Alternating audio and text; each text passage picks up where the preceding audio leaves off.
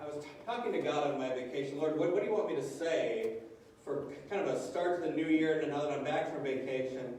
And God kind of just indicated to me, Justin, I want you to share your story, sort of the long-form version of your story. That's your testimony, and I want you to share it. And I thought to myself, oh boy, this is a lot of really personal stuff that I'm going to be sharing. And I just, even just the last few days coming up to this message, I thought, Lord, is there something else you want me to talk about? I don't know if this is your will, but I'll tell you this, every song that we sang, the Lord gave me and just lined right up with my story and what it means. So I'm just going to share exactly what happened. And what I want you thinking about during listening to this story is that where is God at work in this? And also, I want you to be thinking about what is my own story and how can I share that with others? Because we all have a testimony. Like the Apostle Paul had a testimony of how he at one time had been a persecutor of Christians, and then he was completely against Jesus, and then he turned toward Jesus completely, right? He became a hero of the faith. So what is your story? And there are three phases really of your story that I think are very important. The first is what happened. What was before you met Christ? That is a big part of your testimony. Then there's what happened, how you got saved. There's that critical turning point, and then there's what it's like now. Well, what's happened since that powerful moment where you became a Christian? So for me, my story began growing up in Owosso, Wisconsin, out in Weston, and there was we were Catholic, but I really, as I began attending public school, I began to doubt and almost reject my faith as I learned about science and various things. I began to think of my Catholic faith as something that was false, something that was a lie, something that was ridiculous. And I have no idea if the public schools intended that for me. Sometimes I think that was the intention of the way they did the education, because one of the first things they talked about was the rainbow, and how the rainbow wasn't really special. It was just something scientific with, certain chemicals and so on. It was almost like they were targeting my faith, but I don't know that for certain, but it certainly seems that way. In any case, there were problems in our home at this time. My parents were not getting along. Eventually, that they would divorce. I was about 16 years old when this was happening. And my dad was living downstairs, my mom was living upstairs, and there was just a disconnect there. And I was beginning to disconnect from my dad. I was playing a lot of sports, and my dad really wanted me to play sports, and I began to refuse to play basketball, refuse to play football, refuse to play all these sports because that's not what I wanted in my life. And so my dad became very upset with me and sort of disowned me for a while during this time because I refused to do that. Me and my mom were also sort of estranged. I was sort of protecting her during this time when her and my dad would fight all the time, and it became a very toxic situation for me. And during the midst of that, I was being taken to counselors and therapists because I was becoming more and more depressed and more detached and more just confused and dark and miserable. And so I was being put on all these different medications. Can anyone relate to being put on different medications to try to fix whatever's mentally wrong with you? And so as I was put on this pill, that pill, must have been 5-10 different medications, I began to think to myself, well, the solution to whatever my problem is must be a pill, right? So I started to abuse sleep medication, this sleep medication called Ambien. I started to abuse it and take it during the day to try to take the pain away and take away my anxiety and worry and fear and stress. But I began to have blackouts as I was doing this, and I started to drink before I went to school to try to deal with the school situation. And I was very unpopular in school. I was very, you might say, hated, a loser. But ironically, as soon as I began to act out and cause trouble, I became one of the most popular kids in the school. Isn't that funny? I became very popular as I began to use drugs and drink. But the problem was I could not keep control of what was happening in my life. See, it's like riding a wild bull. You may seem cool at first as you ride that bull, but eventually the bull begins to kick and buck, and you can't control it. It begins to knock you off, right? So I began to get into more and more trouble at school. I would just walk around. I would leave my class and walk around the hallways. I would just say random things to people. I would go in the bathroom and slug some pills, and it was terrible. But I thought, wow, I found my salvation because I found something that takes away the pain temporarily, right? These pills, these drugs, this alcohol is taking away my grief and pain at what's happening in my family. So it felt good for a while. It felt like, okay, I found my solution, my answer. But that it began with my junior year. That whole year was like a blur because I didn't remember what I was doing. I was taking these pills every day throughout the day, and I didn't remember what was happening on a day-to-day basis. And it got more and more out of control. And I recall one time I left school and I walked to McDonald's, which was near my school, DC Everest. And I was very high. I'd taken like 8 of those Ambien pills. And I was sitting in a booth and I started talking to 2 guys. And apparently I started acting rather bizarrely and weird. And I caused such a ruckus in McDonald's that the police came and surrounded the McDonald's store. And they stormed in from all the entrances, and they took me to a mental hospital. And I tried to escape the police. I was fighting them. I was kicking and screaming. It was bad. They took me to the hospital, and then they later let me out, but things just got worse and worse.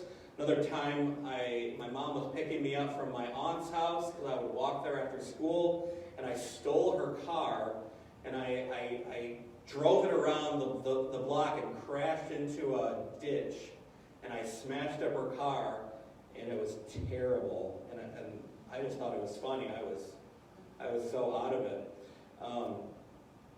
Another time, I was walking around the school, and I was loaded up on the Ambien, on the drugs, and apparently I said something to a group of students, something about shooting up the school, something about taking a rifle and shooting people through the doors, through the windows, and I was saying this to other students. And this is right around the time of Columbine, so that's not something you should say in school, obviously. So the school cop came and took me to a room and searched me. And they were going to take me in an ambulance to the hospital because they thought I had overdosed on the Ambien pills that I had taken. But, so my mom was there. She was in tears. She was crying. They were ready to put me in the ambulance, and I took off running.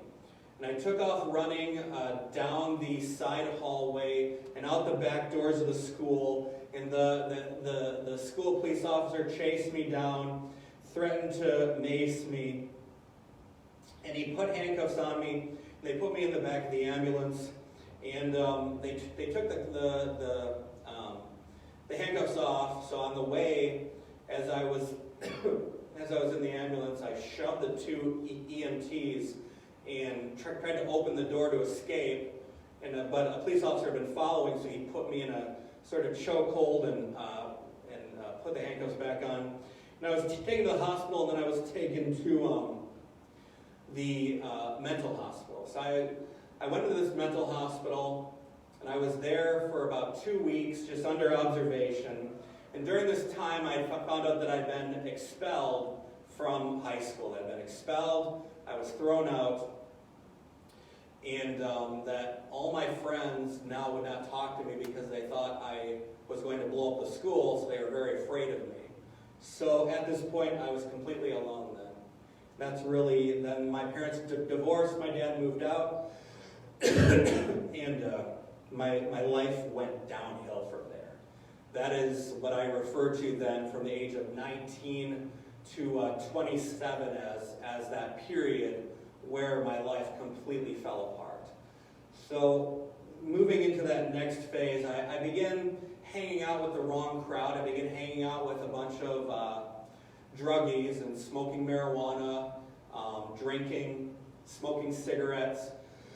and my life went down the wrong path, And I had been a fairly good kid before that, but I just kind of gave up on life at that point. I don't know if you know what that's like, to just kind of say, well, I can't do this, so I'm going to give up and just go down the wrong path and just self-destruct, I guess. That really sealed the deal, though. And I became the rebel without a cause. I was hanging out with these guys, smoking weed in my mom's basement. Smoking weed. And it didn't take long for me to get a possession of marijuana charge. Me and my friends would drive around the city. We'd park at parks at night and smoke. And we were caught one night. We parked my car right by the water at a park by Lake Owosso, and we were looking at the stars and looking at the water, and it was really beautiful. But then a police officer came over and saw the pipe in my hand as I was lighting it up, and he took me to jail. And my friend had to be picked up by his parents, and that was my first time in jail then. And I went up on probation for that for a year. And not only that, about 2 weeks later, I was so upset and scared. I got drunk with this girl that I met in a at the mental hospital. Her name was Angela, and her and I began this terrible romance. Just two people on the wrong end of life kind of thing. It was bad.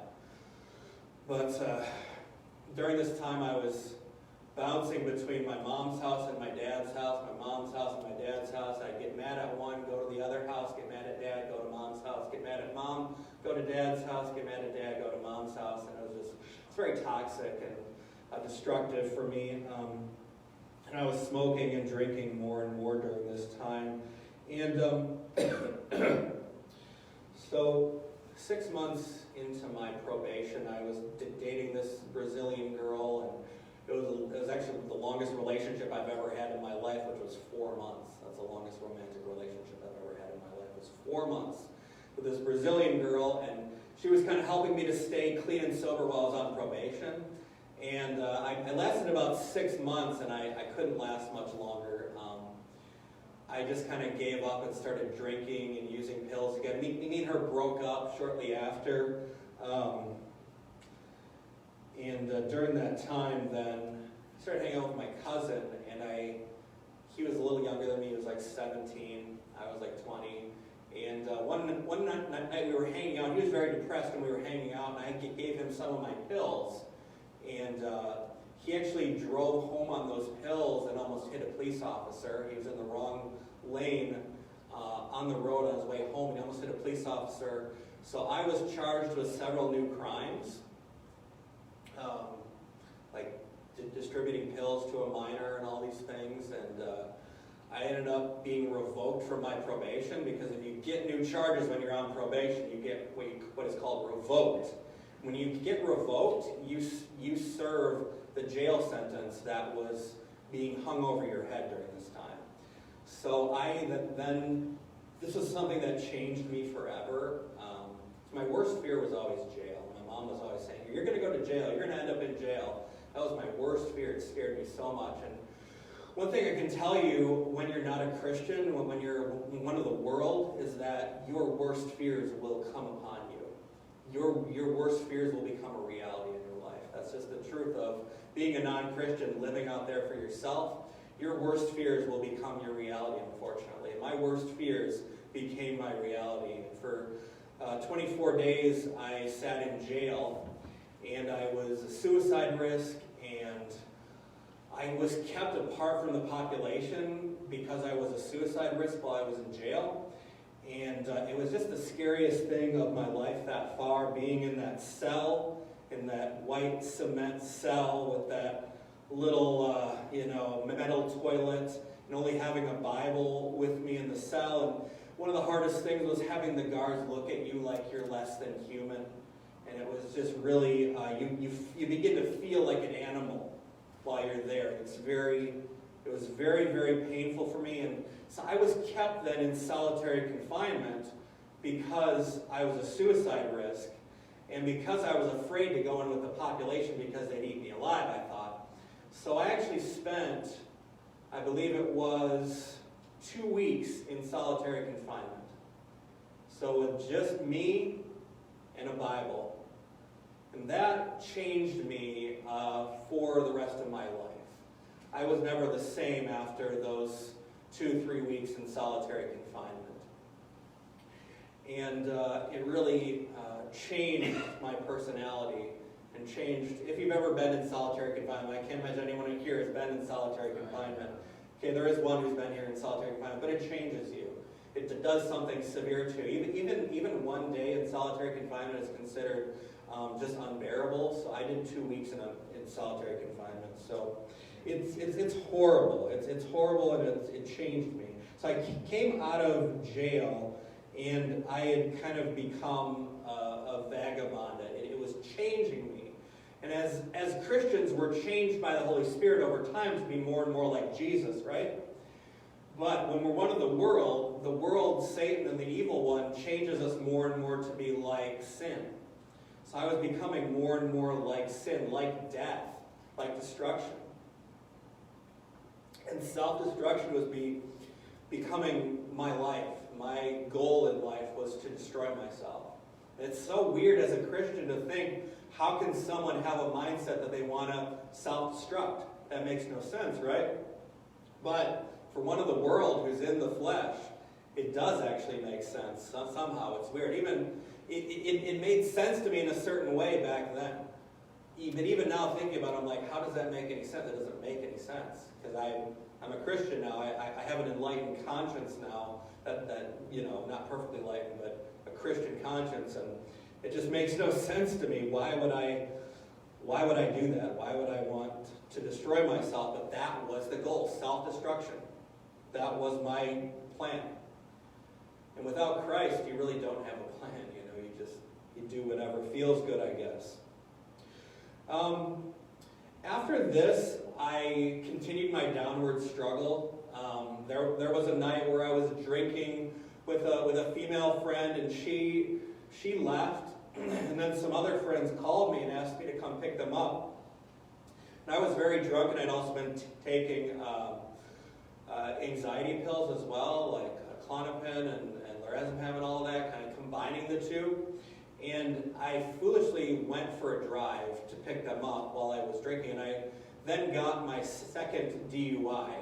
I got a DUI, it was when I was 22, and that number 2 meant I lost my license for about 17 months, I believe it was. And it was terrible. And when I was drunk, I was terribly mean. When the police officer picked me up, I was threatening him, threatening to kill him, I was threatening to harm his family. I was saying things like, "Where are your children? Are they safe?" That is what a sinner does. Yeah. Isn't that nasty? I was awful when I was drunk. I was terrible when I was drunk. I would say the worst things to my mom, to my family, to my friends. One time I was drunk and I shoved a pregnant girl. I could have hurt her baby. That is what sin looks like. I was a sinner. But thanks be to God, I am now forgiven of all those evil things. Isn't that wonderful? That's what God does for each of you as well. He forgives the evil things that you've done in your life as well. If we believe in Jesus, He will forgive us. So fear was taking over my life. Fear was taking over my life. I was afraid. So anxious all the time, Depressed. I was in the darkest depression of my life. So depressed. It's hard to describe how depressed you can get when you don't have Jesus. You can get so depressed that just nothing will console you. So then I met this guy named John. And John would smoke marijuana with me, and he would always provide the marijuana. Now that should always raise a red flag, because normally you would match, where one person does one time, and then the other person does the next time, because stoners are cheap. So something weird was going on here, but he would always smoke me up until I passed out. That was his goal, I would later find out, was to smoke me up until I passed out. He'd actually put stuff, I think in the marijuana to make me pass out. And I don't want this to go rated R, but I will tell you that his goal was to sexually assault me, and that is what he did numerous times. So that happened at the depths of this numerous times, this John guy. So it was at this point when I was 22, 23, that I realized something needed to change in my life for the first time. So I went to this treatment center called Ellie Phillips Libertas in, it was near the west side of Wisconsin. It was in Chippewa Falls. And I went there for the first time, kind of trying to understand what addiction was about. But to be honest, I was really just going there to try to get less jail time and less trouble from the new drunk driving charge I just got. But I went there and my eyes were really opened to the reality of addiction.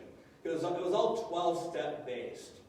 So I went there for, I think it was about 2 weeks, and I just learned so much in all these groups and classes and speakers.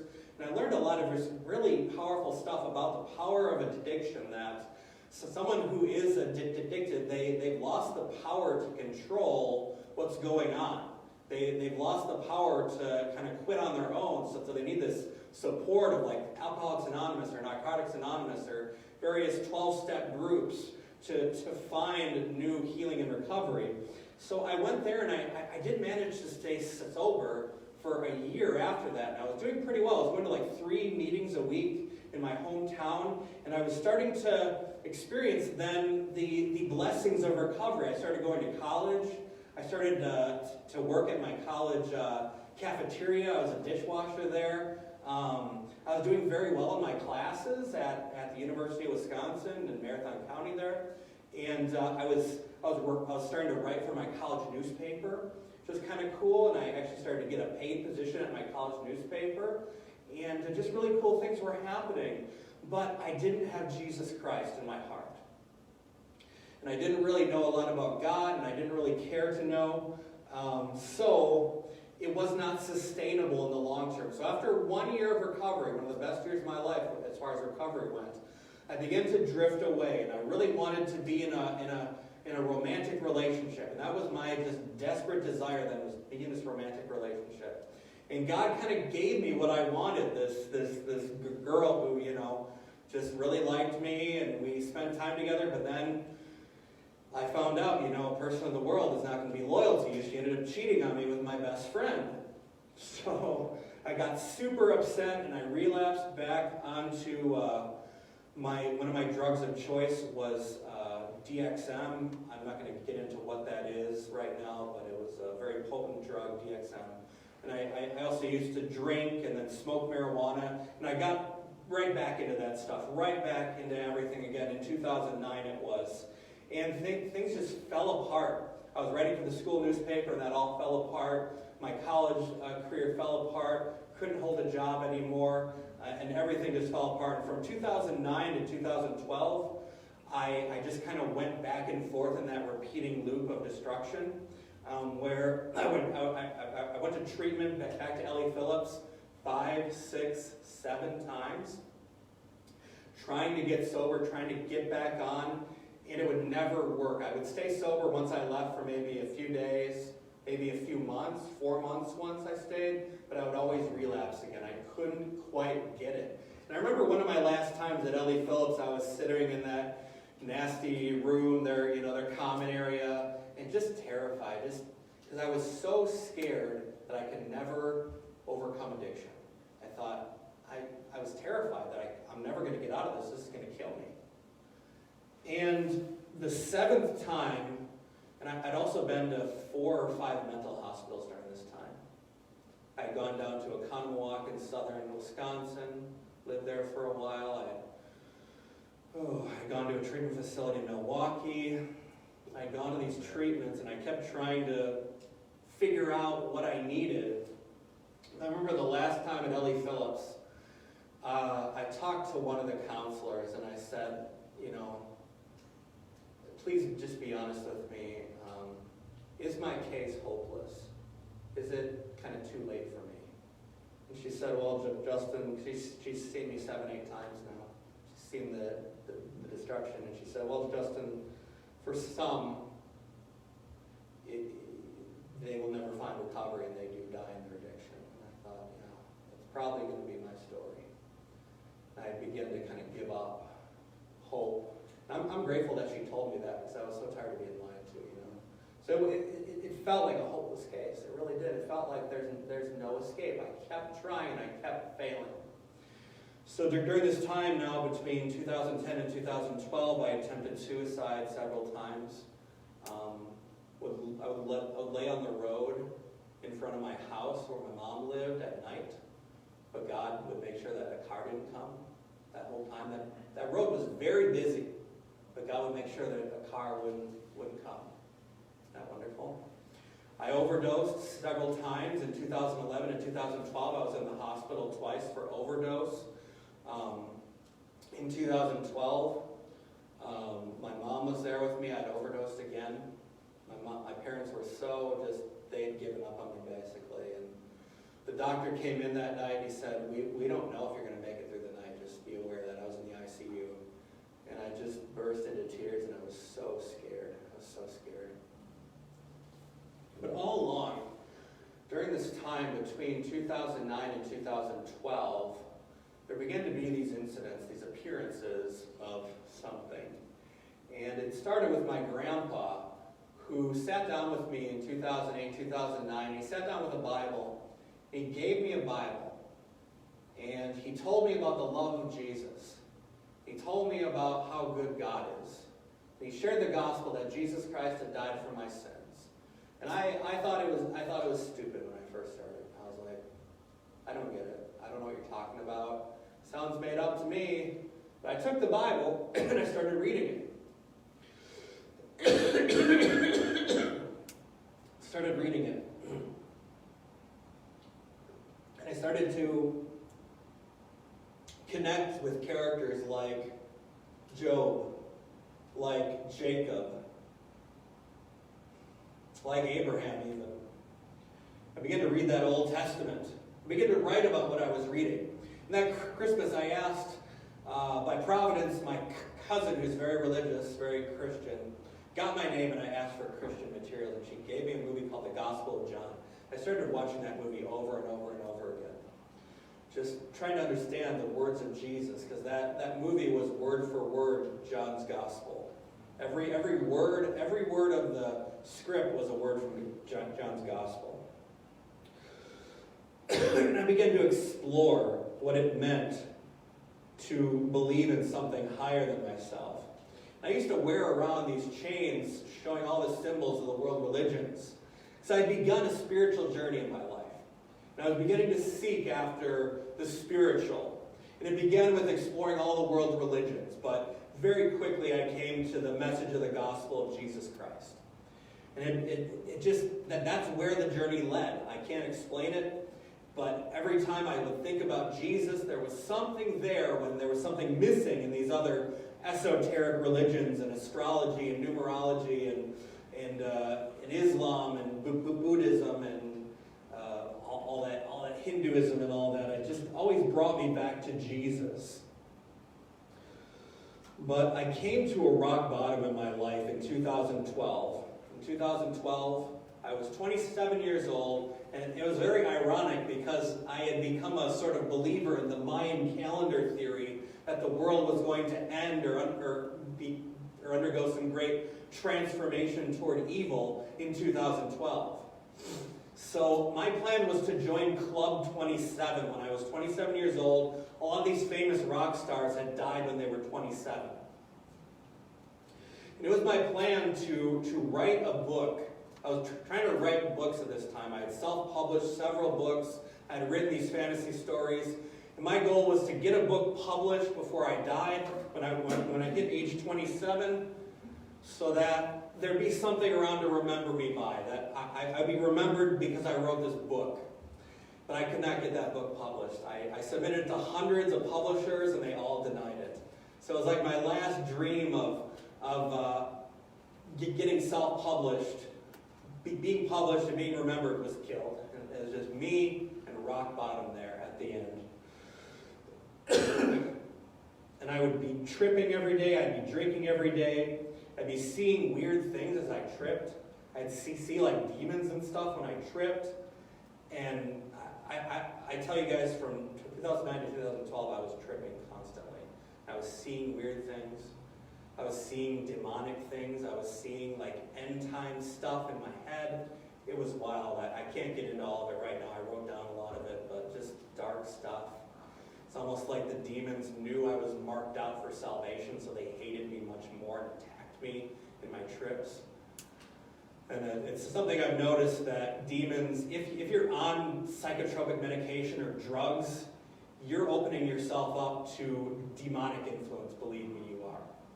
If you're on those sort of pills, you're opening yourself up to demonic influence. I've noticed that. So watch out for that. So but I reached this moment of rock bottom, and God had been reaching out to me during this time as well. There was one time when I stood in the road. I used to walk all around town. I used to walk for hours and hours. I'd walk for 24 hours, just walk and walk and walk and think and listen to music.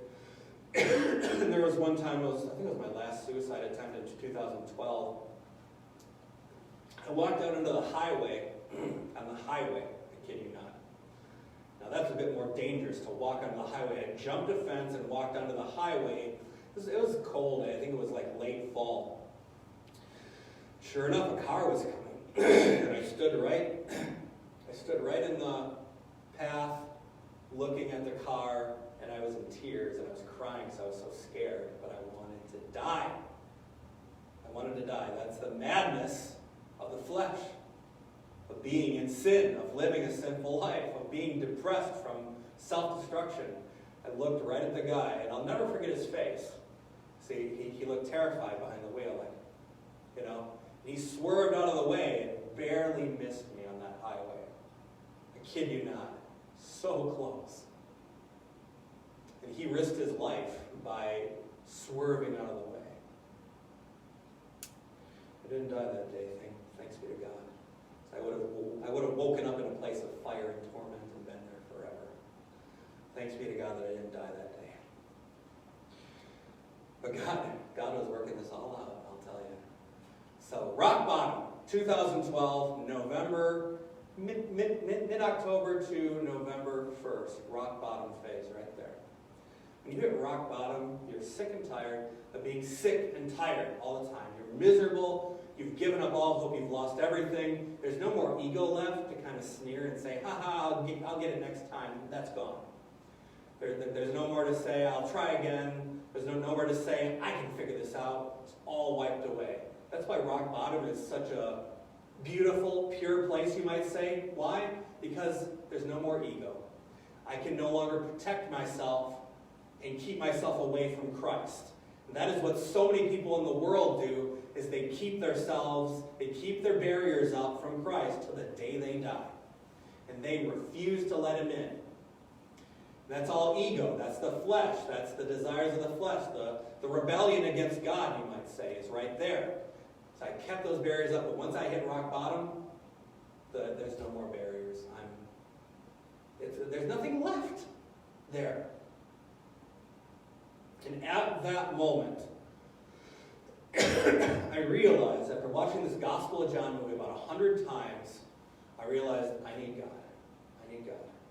So I went down on my knees, right by the fireplace, at night, half drunk, miserable, fat, broken, smelly, stinky, sinful to the core.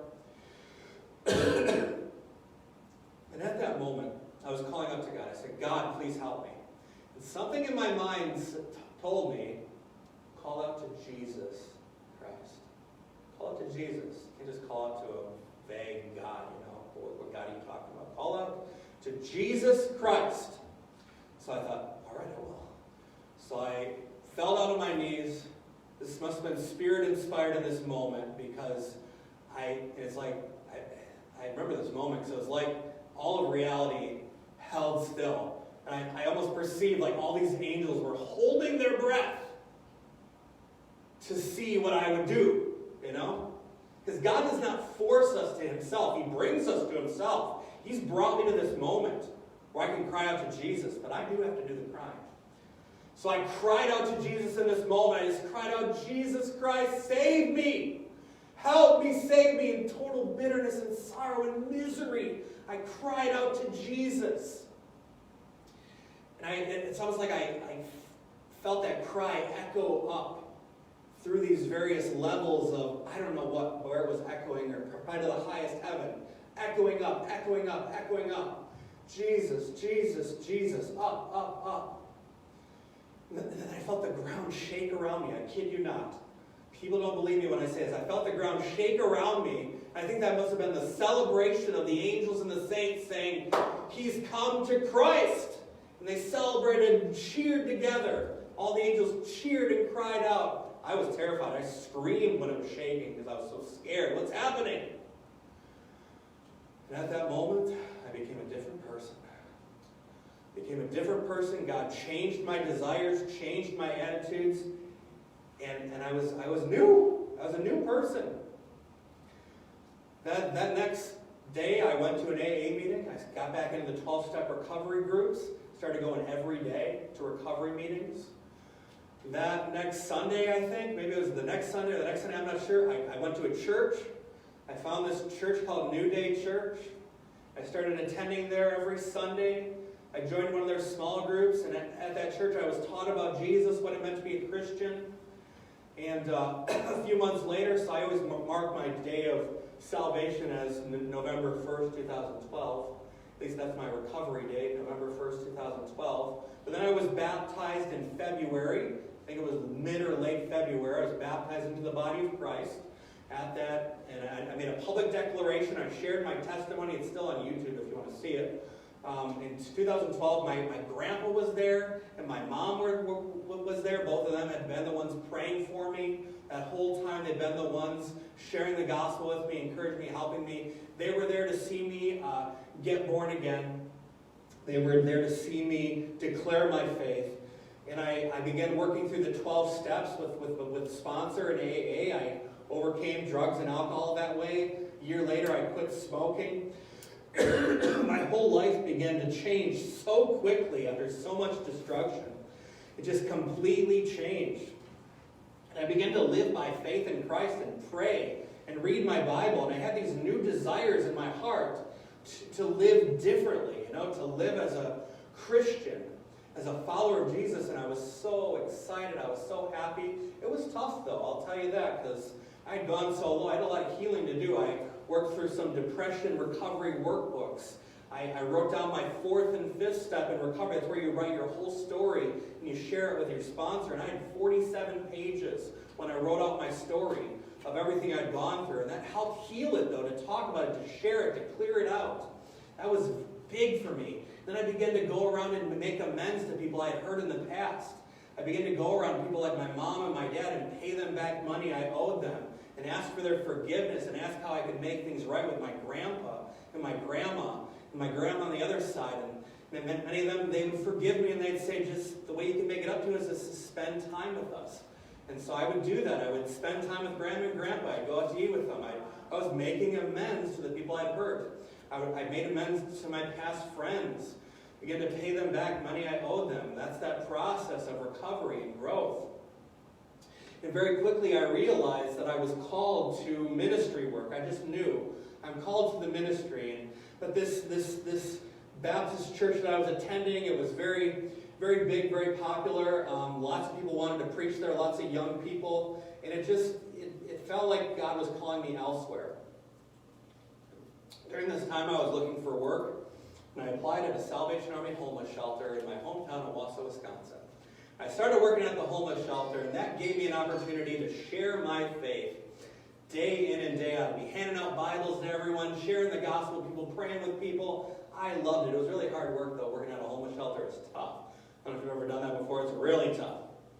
But I was sharing the gospel. I was leading a recovery group. I was inviting people to church every Sunday, and I started attending the Salvation Army church there. So I started attending that church, and I fell in love with that church. It was just so real, so genuine, so true.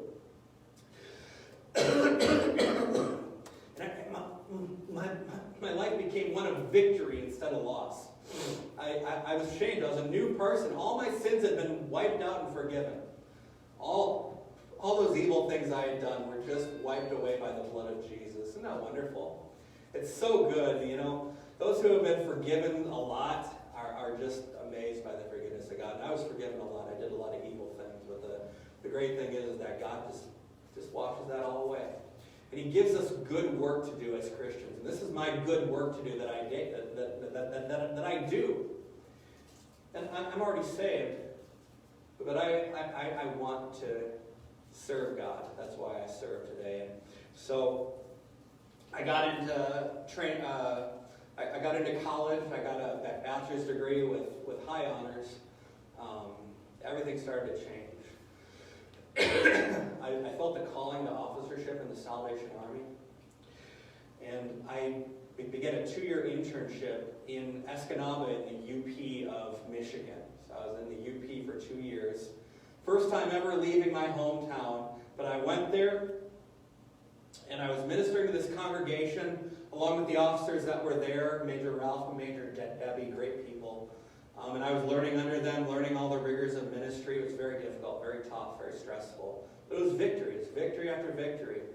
And then I was part of that church. I noticed this guy that looked familiar. I don't know why he looked familiar.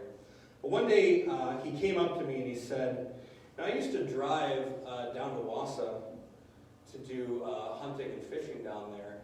But one time when I drove there, there was this kid standing in the road on the highway. And I looked at him and I said, that was me. And I realized how I recognized his face. His name was Art. And I realized that's him. The guy who almost hit me on the highway, I met in Escanaba, in Michigan, in the UP. And I helped lead him to Christ. He was just going to church for his wife, but I helped lead him to Christ. Now explain that. That is insane, right? I met Art, and he's the one who said it to me. He said, I used to drive through Owosso. There was a kid standing in the road one day. I said, that was me.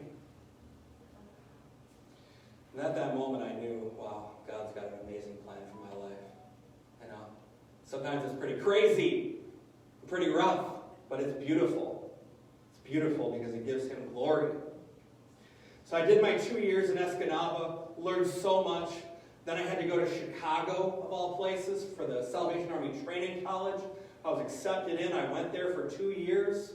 Hardest 2 years of my life was Chicago, just learning the culture and the people and the society and dealing with the classes and the various people. And it was just really tough. There were a lot of spiritual battles there. You'll find that as you get closer to Jesus, more demons will attack you. You'll face more powerful spiritual battles. So Chicago was really hard. But I graduated, and I was ordained as a minister, as a lieutenant in the Salvation Army. And then I came here to Owosso, and I've been here in Owosso for 2.5 years, doing ministry work. It's been the hardest 2.5 years of my life, because if I thought training college was hard, leadership is much more difficult. And the enemy attacks me nonstop, I will tell you that. The enemy, for some reason, does not like what I'm doing here. I don't think he likes what any of us are doing here. He's attacking nonstop. But God overcomes all of it. He gets me through all of it. And it's been a dry season. The last year has been a real dry season in my life. But I'm really trusting God that He will continue to be at work. So I've now been clean and sober and a born-again Christian for 9 years. So longer now than that period from 18 to 27 when I was a druggie. So I praise the Lord for that. That is my story, brothers and sisters.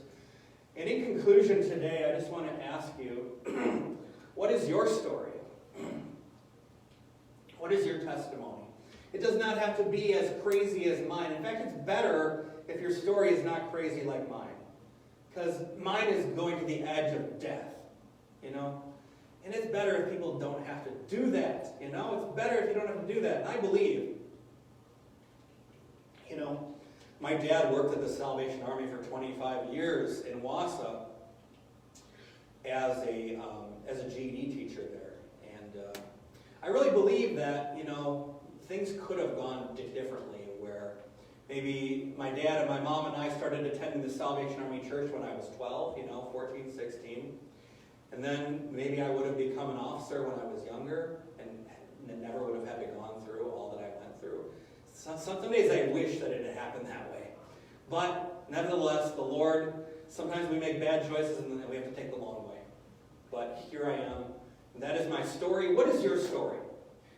As we respond in faith right now, I want you to think about your story and how you came to Christ and how Jesus changed your life, where you were, how it happened, and what things are like now. And I want you to write down some of that stuff when you get home. Write down your testimony in a notebook. And then you could come to me and say, Lieutenant, I wrote down my story. And then you will regret it because I will say, you can share it in the next service. You can share it at dinner church. You can share it at morning services. Isn't that exciting? I shouldn't have told you that part. But yes, write down your story. Write down your story. And I would challenge you then, maybe you can share it. I'm not going to force you to share it, so don't feel like I'm going to force you. But maybe you could share it, and it could be an encouragement to others. That's my challenge today. What's my story? How did Jesus change my life? And how can I share that with people who need to hear my story? Because your story is powerful. People are going to be able to relate to it in ways that they couldn't relate to someone else's story. So as we go into our response time, think about that, pray about that, and see what the Lord says.